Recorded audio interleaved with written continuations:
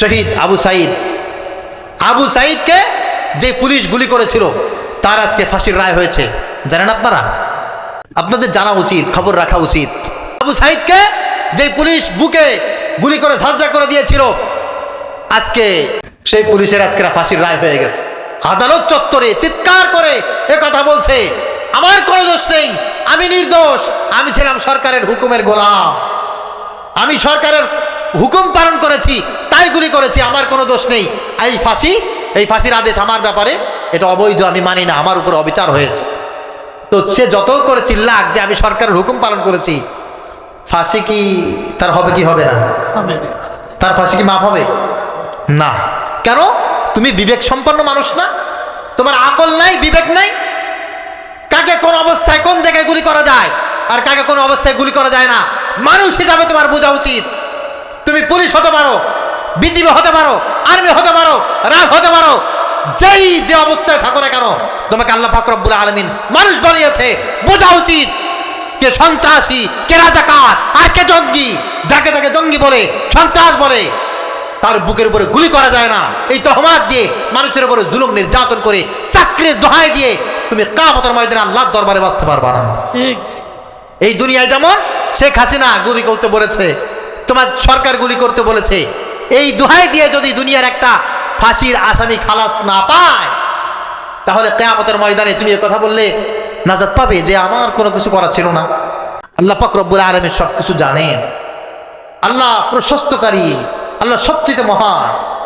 এই আল্লাহ জানিয়ে দিয়েছেন ভবিষ্যতে আপনার অবস্থা কি হবে, আমার অবস্থা কি হবে। কে জানিয়েছেন বলেন? আল্লাহ। আল্লাহ যেটা জানিয়ে দিয়েছেন ওইটা যদি আপনি জেনে না জানার ভান করে আপনি অন্ধকারে পা বাড়ান আর যদি বলেন কপালে যা আছে একটা কিছু হবে, এটা হইল কোনো কথা? কথা বলেন। আল্লাহ পাক রব্বুল আলামিন বলেছেন, ইয়া আইয়ুহান নাসু তাকু রাব্বাকুম, হে দুনিয়ার মানুষ তোমরা তোমাদের রবকে ভয় করো। কেন?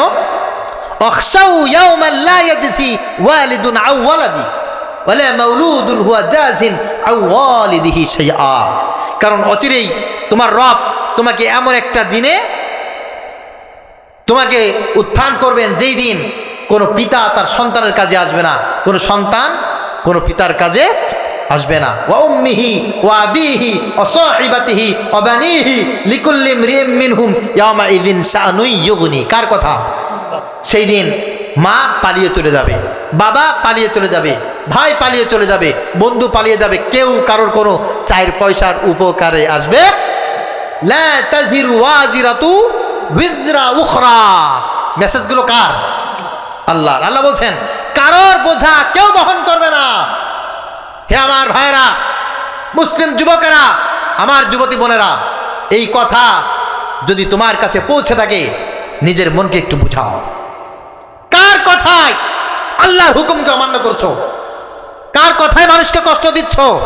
কার কথায় অন্যের সম্পদ চুরি করছো, ছিনতাই করছো, আরেকজনের নামে মিথ্যা মামলা দিচ্ছ, মিথ্যা সাক্ষ্য দিচ্ছ?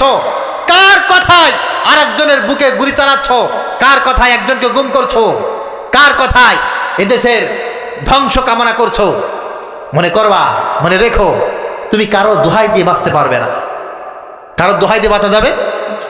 কিছুদিন আগেও এদেশের প্রশাসনের ভাইয়েরা আমাদের দিকে তাকাইলে এক কথায় বলতো রাজাকার, নাউজুবিল্লাহ পড়েন, এক কথায় বলতো জঙ্গি। মুখে দাড়ি থাকলে, মাথায় টুপি থাকলে আমাদের পরিচয় হয় আমরা জঙ্গি, তা না হলে আমরা রাজাকার। এই ছাড়া আর কোনো পরিচয় ছিল? এই রাজাকার আর জঙ্গি তহমাত দিয়ে আমার মতো অনেক মাদ্রাসার ছাত্রকে, মাদ্রাসার শিক্ষককে, অনেক আলেমকে গুম করেছে, হত্যা করেছে, জেলে গেছে, জরিমানা করেছে। এরকম হয়েছে কি হয় না? কিন্তু তুমি যদি বলো আমি সরকারি, আবার তারা বললে উত্তর এটা দিয়েছে, ভাই দল করি তো সেজন্য করতে হয়। অমুকের ফাঁসি কেন চাও? বলে দল করি তো সেই জন্য করতে হয়। কিরে ভাই আমার ভাইয়ের বুকে গুলি চালাও কেন? বলে আমি পুলিশের চাকরি করি তো সেই জন্য করতে হয়। এই কথা কোনো মুসলমানের সন্তান বলতে পারে না। এই কথা নবীজি সাল্লাল্লাহু আলাইহি ওয়াসাল্লামের কোনো উম্মত বলতে পারে না। আল্লাহর কোনো গোলাম তার জবান দিয়ে কথা বলতে পারে না। দল করি সেই জন্য করতে হবে। কেন? কে বলেছে তোমাকে ওই দল করতে? চাকরি করি সেই জন্য গুলি চালাতে হবে। কে বলেছে তোমাকে ওই চাকরি করতে? লাঠি মেরে দাও এমন দলের, লাঠি মেরে দাও এমন চাকরির বুকের উপরে। ঠিক কিনা বলো? আজকে একটা রায় হয়েছে, আপনারা জানেন আজকে এটা রায় হয়েছে। শহীদ আবু সাঈদকে যে পুলিশ গুলি করেছিল তার আজকে ফাঁসির রায় হয়েছে, জানেন আপনারা? আবু সাঈদকে যে পুলিশ বুকে গুলি করে ঝাঁঝরা করে দিয়েছিল, আজকে আদালত চত্বরে চিৎকার করে কথা বলছে, আমার কোনো দোষ নেই, আমি নির্দোষ, আমি ছিলাম সরকারের হুকুমের গোলাম, আমি সরকারের হুকুম পালন করেছি তাই গুলি করেছি, আমার কোনো দোষ নেই। এই ফাঁসির আদেশ আমার ব্যাপারে এটা অবৈধ, আমি মানি না, আমার উপর অবিচার হয়েছে। তো সে যত করে চিল্লাক যে আমি সরকারের হুকুম পালন করেছি, ফাঁসি কি তার হবে কি হবে না? তার ফাঁসি কি মাফ হবে না? কেন? তুমি বিবেক সম্পন্ন মানুষ না? তোমার আকল নাই, বিবেক নাই? কাকে কোন অবস্থায় কোন জায়গায় গুলি করা যায় আর কাকে কোন অবস্থায় গুলি করা যায় না, মানুষ হিসাবে তোমার বোঝা উচিত। তুমি পুলিশ হতে পারো, বিজিবি হতে পারো, আর্মি হতে পারো, রাফ হতে পারো, যেই যে অবস্থায় থাকো না কেন, তোমাকে আল্লাহ পাক রব্বুল আলামিন মানুষ বানিয়েছে। বোঝা উচিত কে সন্ত্রাসী, কে রাজাকার, আর কে জঙ্গি। যাকে তাকে জঙ্গি বলে, সন্ত্রাস বলে, তার বুকের উপরে গুলি করা যায় না। এই তহমাত দিয়ে মানুষের উপরে জুলুম নির্যাতন করে চাকরির দোহাই দিয়ে তুমি কিয়ামতের ময়দানে আল্লাহর দরবারে বাঁচতে পারবা না। এই দুনিয়ায় যেমন শেখ হাসিনা গুলি করতে বলেছে, তোমার সরকার গুলি করতে বলেছে, এই দোহাই দিয়ে যদি দুনিয়ার একটা ফাঁসির আসামি খালাস না পায়, তাহলে কিয়ামতের ময়দানে তুমি কথা বললে নাজাত পাবে যে আমার কোনো কিছু করার ছিল না? কথা বলেন না। এই কথা বলে কিয়ামতের ময়দানে তুমি কিন্তু বাঁচতে পারবা না। খবরদার, তুমি বাঁচতে পারবা না। আমি তোমাদের হাতে ধরে বলি, পায়ে ধরে বলি, আল্লাহ পাক রব্বুল আলামিন বলছেন ইন্নাল্লাহা ওয়াসিউন আলিম, আমি অনেক বড়, সবচাইতে বড়, অনেক প্রশস্ত, সবচাইতে বড় প্রশস্তকারী। আমার কাছে সব ইলম আছে। আমি ইলমটা তোমাদেরকে দিয়ে দিলাম।